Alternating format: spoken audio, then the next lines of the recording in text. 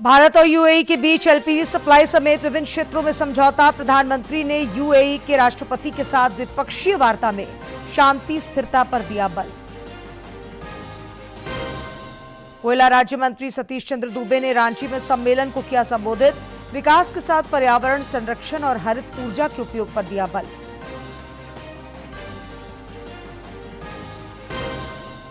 रांची में प्रदेश भाजपा पदाधिकारियों की हुई बैठक। समसामयिक विषयों पर चर्चा। पार्टी का आज से किसानों के मुद्दों को लेकर राज्यव्यापी चरणबद्ध आंदोलन। और सूर्य की तपिश के आगे राज्य में बारिश की बौछार पड़ी फीकी। कई जिलों में अधिकतम तापमान में बढ़ोतरी। बारिश का भी पूर्वानुमान। 26 मई को केरलम में पहुंच सकता है मॉनसून।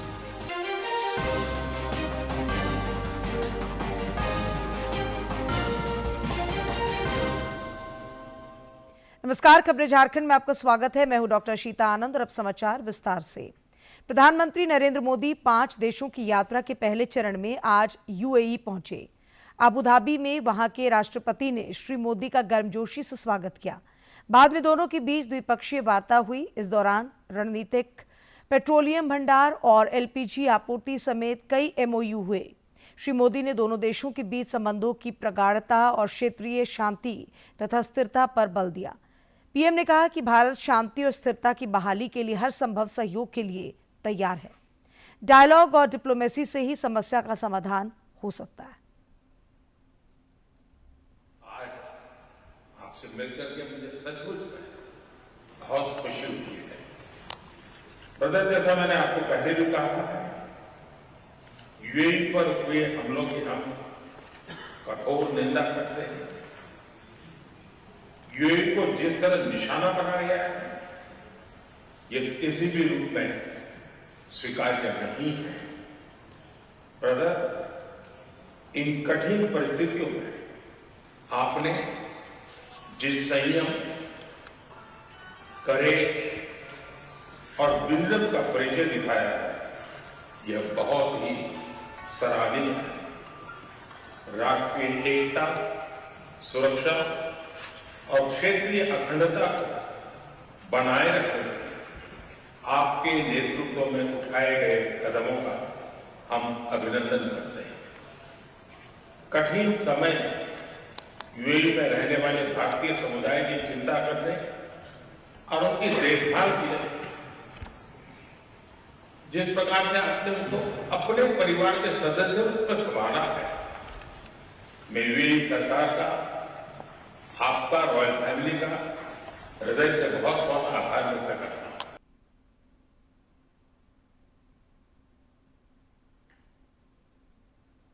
इससे पहले यूएई में प्रधानमंत्री को गार्ड ऑफ ऑनर दिया गया। इस दौरान वहां के राष्ट्रपति भी मौजूद रहे।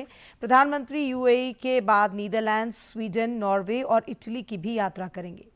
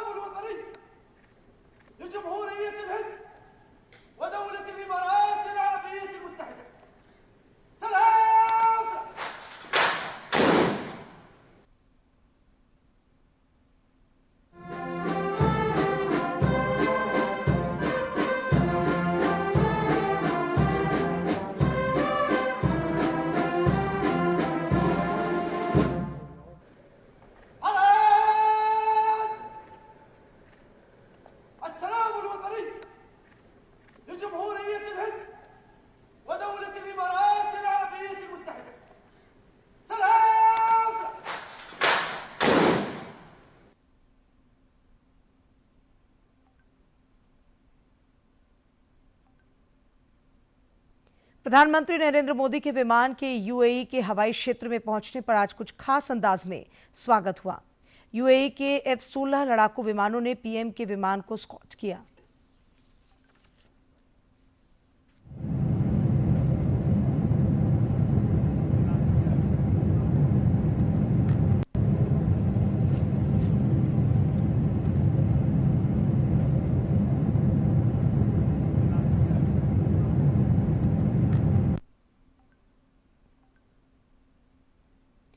वैश्विक ऊर्जा संकट के बीच प्रधानमंत्री की ईंधन बचत को लेकर की गई अपील का देश भर में असर दिख रहा है। रक्षा राज्य मंत्री संजय सेठ इन दिनों रांची की सड़कों पर बाइक पर नजर आ रहे हैं। उन्होंने ईंधन बचत के मद्देनजर ये कदम उठाया है।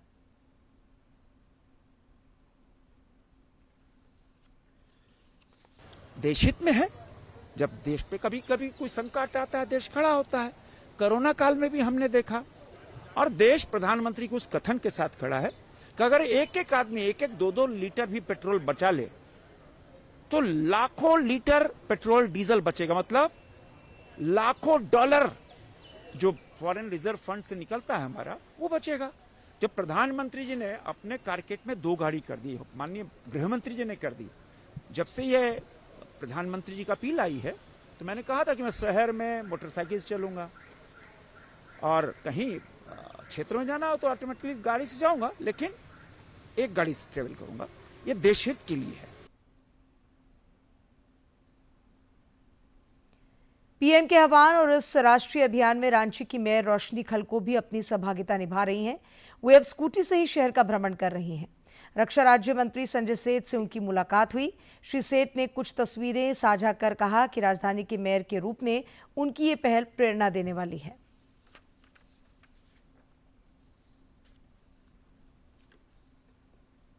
राजधानी रांची के आम लोग भी वैश्विक चुनौतियों का सामना करने के लिए एकजुट नजर आ रहे हैं।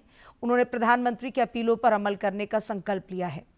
राजधानी वासियों का मानना है कि मौजूदा समय में संसाधनों का संयमित उपयोग राष्ट्रहित में जरूरी है। सोने का परचेज, सोना परचेज करके हम लोग उसको गोडाउन में स्टोर करते जा रहे हैं या लॉकर में रखते जा रहे हैं। इससे अच्छा है उसका परचेज 1 साल तक नहीं करें, कोई फ़र्क नहीं पड़ता है। विदेश यात्रा हम लोग इतनी ज़्यादा कर रहे हैं घूमने के लिए या डेस्टिनेशन मैरिजेस के लिए, क्या 1 साल के लिए हम आदरणीय प्रधानमंत्री जी का बात बिल्कुल सही है।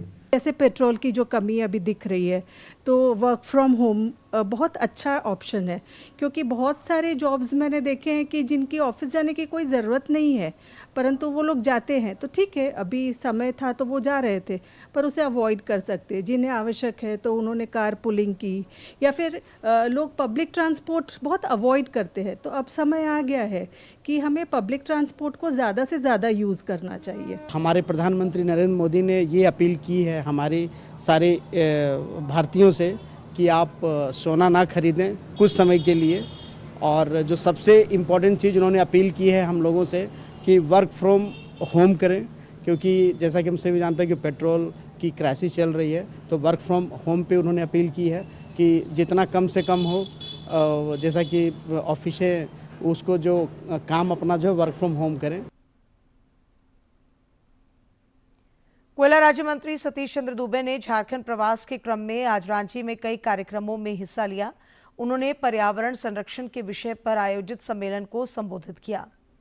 इस दौरान श्री दुबे ने जोर देकर कहा कि पर्यावरण संरक्षण सामूहिक दायित्व है।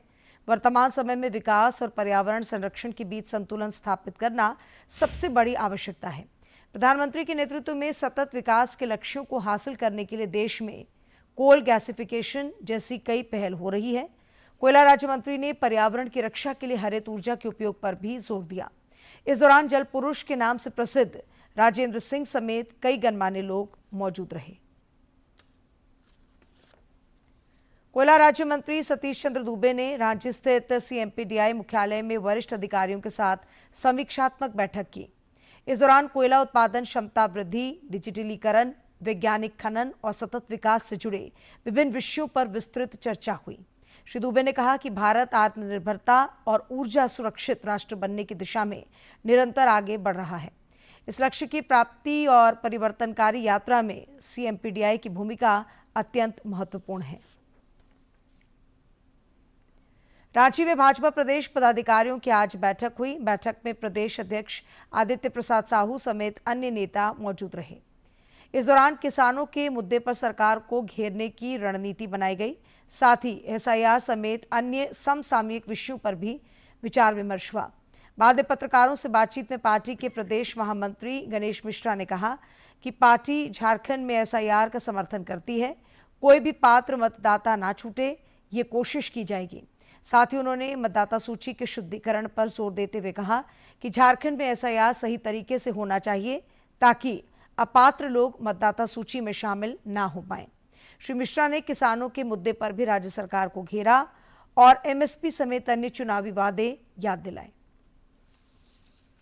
मतदाता गहन पुनरीक्षण सूची बनाने का काम चुनाव आयोग के द्वारा किया जा रहा है और चुनाव आयोग ने सभी राजनीतिक दलों से आग्रह किया है कि वो अपने दल के BLA-2 कार्यकर्ता का नाम और उसका फोटो वो निश्चित करके और राज्य जो जिला के पदाधिकारी कार्यालय हैं माने चुनाव कार्यालय वहां जमा कर रखें। भारतीय जनता पार्टी ने ये काम अच्छे प्रकार से कर लिया है। तो एक विषय ये था।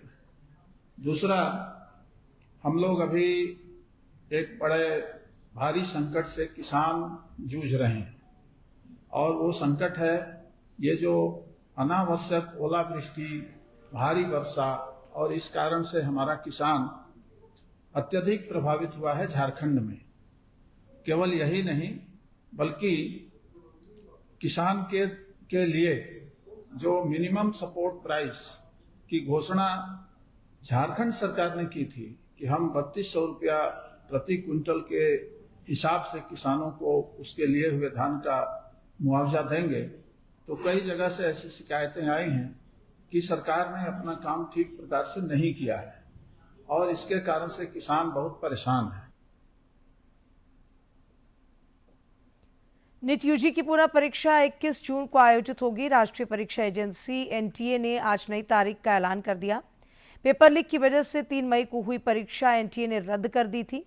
इधर शिक्षा मंत्री धर्मेंद्र प्रधान ने विद्यार्थियों के हित को सर्वोपरि बताया है।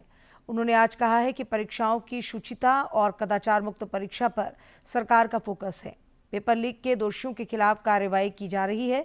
श्री प्रधान ने यह भी कहा कि 21 जून को होने वाली पुनः परीक्षा के लिए अभ्यर्थियों को 14 जून तक एडमिट कार्ड मिल जाएंगे। अगले साल नीट की परीक्षा कंप्यूटर बेस्ड टेस्ट से होगी।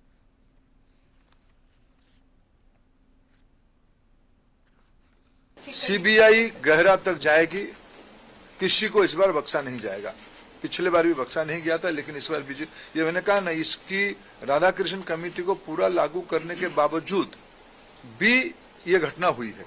सीबीआई, आपने देखा होगा, आप लोग ही छपाते हो, सीबीआई ने तुरंत कार्रवाई किया है, सीबीआई इसको तह तक जाएगी। एडमिट कार्ड, इस बार के एडमिट कार्ड 14 जून तक सभी को पहुंच जाएगा। मैं और एक विषय जो मेन विषय में कहना था, अगले साल से परीक्षा, इसकी जो मूल जड़ है OMR, अगले साल से नीट की परीक्षा कंप्यूटर बेस्ड टेस्ट से होगी। UIDAI आधार कार्ड को और अधिक सशक्त तथा पारदर्शी बनाने की दिशा में नित नए कदम उठा रहा है। क्षेत्रीय निदेशक नीरज कुमार ने आज डीडी झारखंड से खास बातचीत में आधार कार्ड को लेकर कई महत्वपूर्ण जानकारियां साझा की हैं।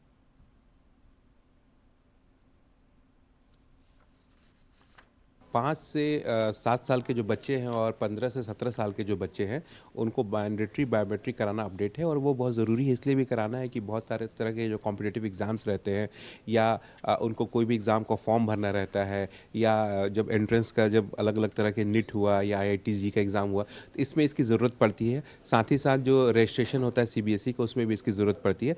तो अपील यही रहती है पेरेंट्स से भी और स्कूल से भी कि सारे बच्चों का जो खासकर जो 5 से 7 साल के बच्चे हैं और 15-17 साल के बच्चे हैं उनका अपना मैंडेटरी बायोमेट्रिक करें, और जो छोटे बच्चे हैं जो क्लास 1 में हैं या 2 में हैं उनको अपार ID के लिए भी इसकी ज़रूरत आजकल पड़ने लगी है, तो बहुत ज़रूरी है कि उसको अपडेट करें।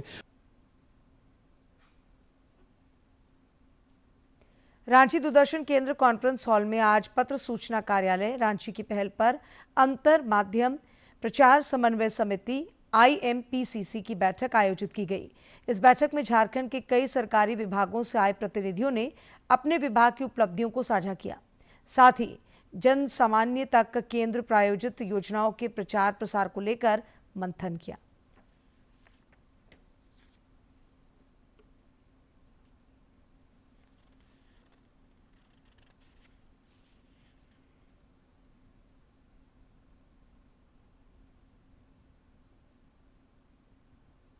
दुनिया भर में 21 जून को अंतर्राष्ट्रीय योग दिवस मनाया जाएगा, जिसका काउंटडाउन जारी है। झारखंड में भी योग दिवस को लेकर उत्सुकता बनी हुई है। गढ़वा जिले में भी योग के प्रति लोगों का रुझान बढ़ा है। यहाँ के इंडोर स्टेडियम में योगाभ्यास कर कई लोगों ने गंभीर रोगों से छुटकारा पाया है। गढ़वा जिले का इंडोर स्टेडियम इन दिनों स्वास्थ्य क्रांति का गवाह बन रहा है। हर सुबह यहां बड़ी संख्या में लोग जुटते हैं और योग की विभिन्न मुद्राओं के जरिए खुद को चुस्त दुरुस्त रखने का प्रयास करते हैं।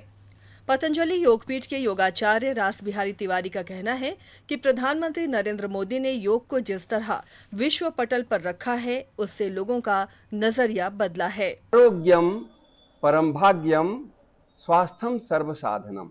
स्वास्थ्य आपका अच्छा नहीं है तो न तो आप धर्म कर सकते हैं, न अर्थोपार्जन कर सकते हैं, न तो आप संतानोत्पत्ति कर सकते हैं काम, और न तो आप मोक्ष की प्राप्ति कर सकते हैं। तो योग का बड़ा महत्व है और हमारे प्रधानमंत्री जी ने, आदरणीय नरेंद्र भाई मोदी जी ने इस योग को राजनीतिक पटल पर, पूरे विश्व पटल पर जो है इसको स्थान दिया।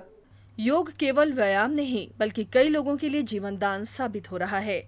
स्टेडियम में अभ्यास करने वाले सूर्यदेव दुबे, रविकांत शर्मा और शिव नारायण यादव जैसे कई साधकों ने अपनी पुरानी और जटिल बीमारियों को योग के बल पर मात दी है। इनका मानना है कि नियमित योगाभ्यास से न केवल शरीर स्वस्थ हुआ बल्कि मानसिक शांति भी मिली है। 13 से मैं योगा में सम्मिलित हुआ हूँ। इससे पहले एक बार रांची में मेडिका में मेरा 105 केजी वेट हो गया था और कुछ और प्रॉब्लम था, जो कि हम न बैठ पाते थे न चल पाते थे, हमेशा सुस्ती लगता था। लेकिन उसी बीच में 2013 से ही बीपी प्लाजा में शुरू हुआ था योगा। मैं धीरे धीरे प्रयास किया और आज मैं बिल्कुल स्वस्थ हूँ। जो मुझे हर समय एलर्जी हो जाता था, सर्दी हो जाता था, बहुत दवा खाए लेकिन वो ठीक नहीं हुआ, और डायबिटीज़ भी बहुत सारे दवा खाने से भी ठीक नहीं हुआ, लेकिन योग करने से प्रायः नॉर्मल रह रहा है। बहुत सारे दवा खाने से भी फायदा जो नहीं होता है वो योग करने से होता है। पहले हम 91 केजी के थे, हमको चलने में फिरने में बहुत परेशानी हो रहा था। इसके बाद हम योगा करने लगे। योगा करने के दौरान 81 किलो अभी हमारा वेट हो गया है और चलने फिरने में भी हम बहुत महसूस कर रहे हैं, आराम महसूस कर रहे हैं। गढ़वा इंडोर स्टेडियम से उठी यह स्वास्थ्य की लहर अब पूरे जिले में फैल रही है। लोग जागरूक हो रहे हैं और समझ रहे हैं कि पहला सुख निरोगी काया का मंत्र केवल योग से ही सिद्ध हो सकता है। गढ़वा से विजेंद्र की रिपोर्ट। दुमका जिले में पर्यटन को बढ़ावा देने की दिशा में एक बड़ी पहल हुई है। जामा प्रखंड के प्रसिद्ध धार्मिक स्थल बाबा चुटोनाथ धाम के समीप वन विभाग द्वारा करीब 10 करोड़ रुपए की लागत से भव्य बायोडायवर्सिटी पार्क तैयार किया गया है। इस पार्क का विधायक लुइस मरांडी ने उद्घाटन किया है।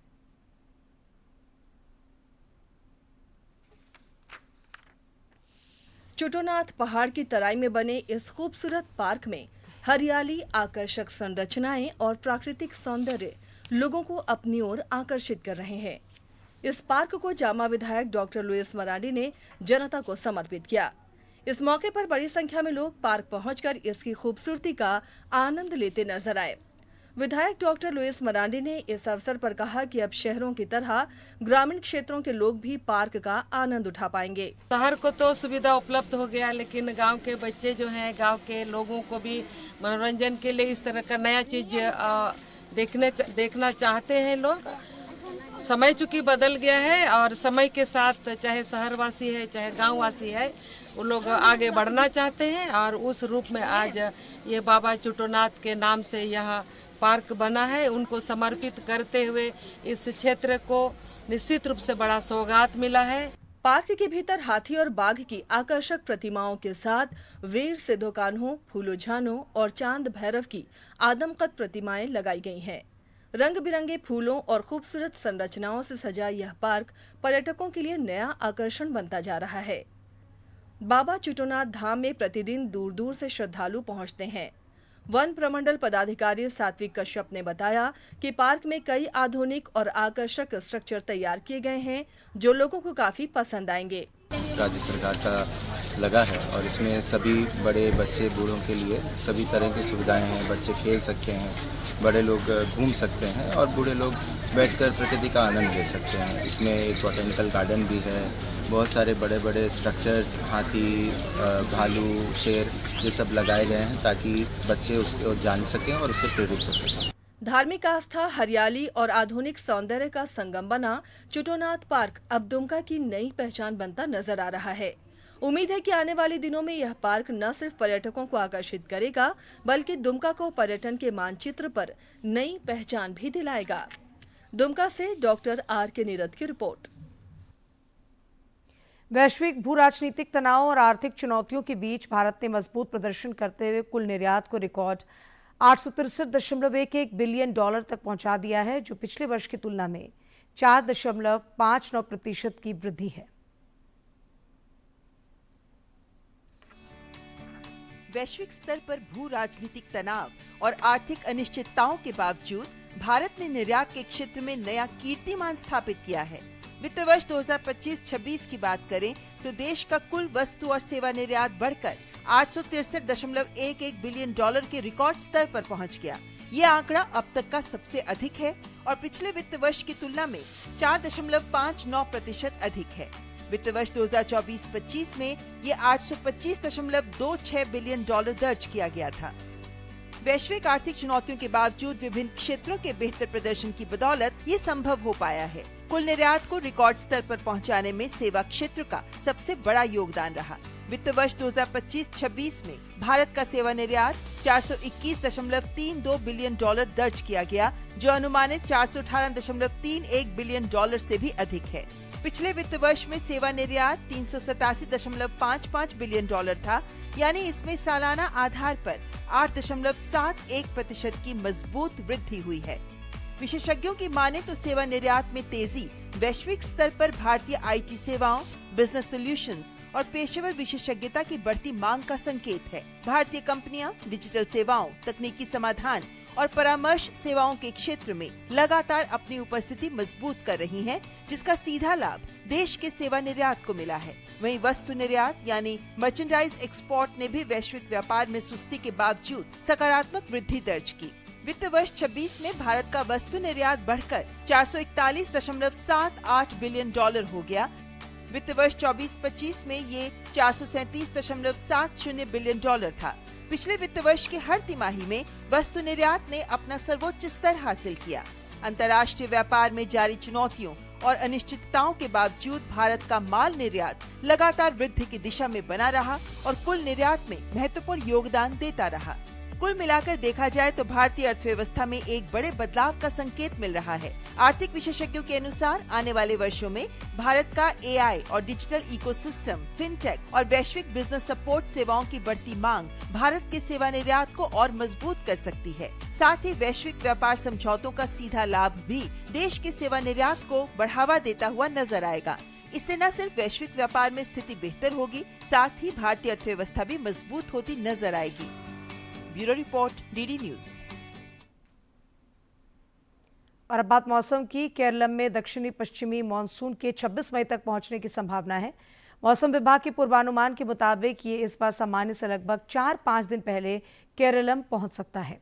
इधर झारखंड में इन दिनों कई इलाकों में बारिश हो रही है। बारिश की बौछारों के बावजूद तापमान में लगातार वृद्धि भी हो रही है। पिछले 24 घंटों के दौरान डाल्टनगंज में अधिकतम तापमान 44 डिग्री सेल्सियस रिकॉर्ड किया गया। अन्य जिलों में भी तापमान बढ़ा है। मौसम विज्ञान केंद्र के पूर्वानुमान के अनुसार अधिकतम तापमान में और 3 डिग्री की वृद्धि संभव है। राज्य के कई जिलों में 21 मई तक आंधी, वज्रपात और बारिश के आसार हैं। खेल जगत की महत्वपूर्ण खबरों को देखते हैं फटाफट अंदाज में।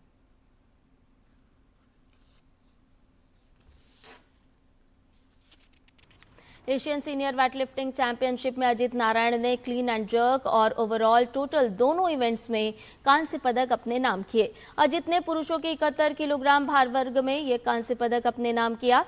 एशिया के बेहतरीन भारोत्तोलकों के खिलाफ प्रतिस्पर्धा करते हुए अजित ने संयम दिखाते हुए क्लीन एवं जर्क में 174 किलोग्राम और कुल 314 किलोग्राम का वजन उठाया, जिससे भारत को पोडियम में स्थान मिला। थाईलैंड ओपन में पीवी सिंधु के बाद भारतीय युवा बैडमिंटन खिलाड़ी लक्ष्य सेन भी थाईलैंड ओपन के क्वार्टर फाइनल में जगह बनाने में सफल रहे हैं। लक्ष्य सेन ने अंतिम 16 के मुकाबले में चीन के झू शुआन चेन को शिकस्त दी। लक्ष्य ने मुकाबले को सीधे गेम में 21-12, 21-13 से अपने नाम करके अंतिम 8 में प्रवेश किया। क्वार्टर फाइनल में आज लक्ष्य सेन का मुकाबला विश्व रैंकिंग में शीर्ष खिलाड़ी थाईलैंड के कुनलावट विलिटसन से होगा। वहीं महिला सिंगल्स के क्वार्टर फाइनल में भारतीय शटलर स्टार पीवी सिंधु का मुकाबला 3 बार के विश्व चैंपियन रह चुके जापान की अकाने यामागुची से होगा। पुरुष डबल्स में सात्विक चिराग की जोड़ी भी क्वार्टर फाइनल मुकाबला खेलेगी।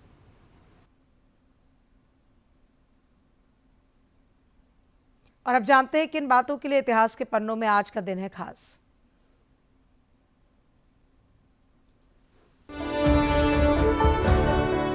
15 मई साल 1907 को क्रांतिकारी सुखदेव थापर का जन्म पंजाब प्रांत के लुधियाना में हुआ।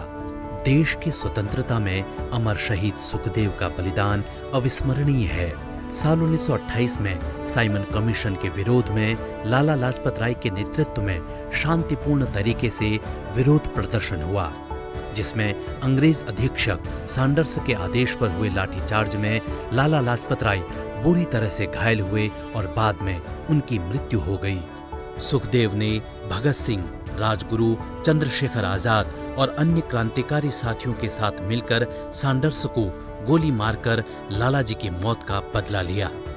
बाद में सुखदेव सहित अन्य क्रांतिकारियों पर सैंडर्स की हत्या का मुकदमा चला और अंत में भगत सिंह, सुखदेव और राजगुरु को फांसी की सजा सुनाई गई। 23 मार्च 1931 को क्रांति के सर्वोच्च शिखर पर पहुंचकर ये महान क्रांतिकारी आजादी के लिए हंसते हंसते फांसी के फंदों को चूमकर अमर हो गए। 15 मई साल 1952 को गणेश वासुदेव मावलंकर स्वतंत्र भारत की पहली लोकसभा के अध्यक्ष बने। देश के पहले प्रधानमंत्री जवाहरलाल नेहरू ने लोकसभा अध्यक्ष के रूप में चुने जाने के लिए जीवी मावलंकर के नाम का प्रस्ताव रखा। इस प्रकार मावलंकर देश के पहले लोकसभा अध्यक्ष बने।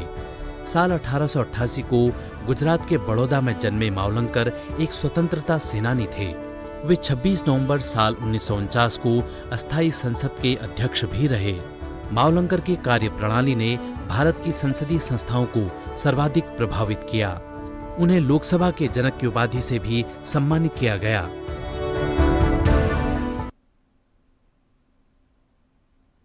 दूरदर्शन झारखंड पर पल पल की खबरों से जुड़े रहने के लिए आप हमारे social media platform x, Facebook, Instagram और यूट्यूब से जुड़ सकते हैं, क्योंकि खबरों से जितना बाखबर रहना जरूरी है, उससे ज्यादा जरूरी है सटीक, संतुलित और निष्पक्ष समाचार।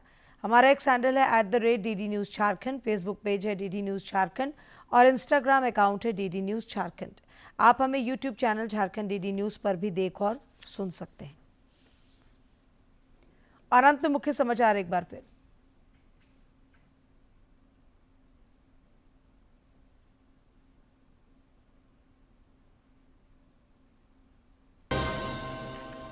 भारत और यूएई के बीच एलपीजी सप्लाई समेत विभिन्न क्षेत्रों में समझौता। प्रधानमंत्री ने यूएई के राष्ट्रपति के साथ द्विपक्षीय वार्ता में शांति स्थिरता पर दिया बल।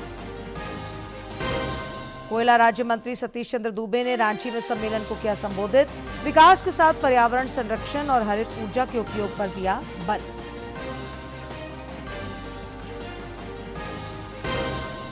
रांची में प्रदेश भाजपा पदाधिकारियों की हुई बैठक।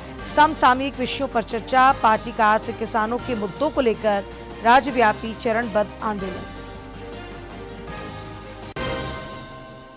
और सूर्य की तपिश के आगे राज्य में बारिश की बौछार पड़ी फीकी। कई जिलों में अधिकतम तापमान में बढ़ोतरी। बारिश का भी पूर्वानुमान। 26 मई को केरलम में पहुंच सकता है मानसून।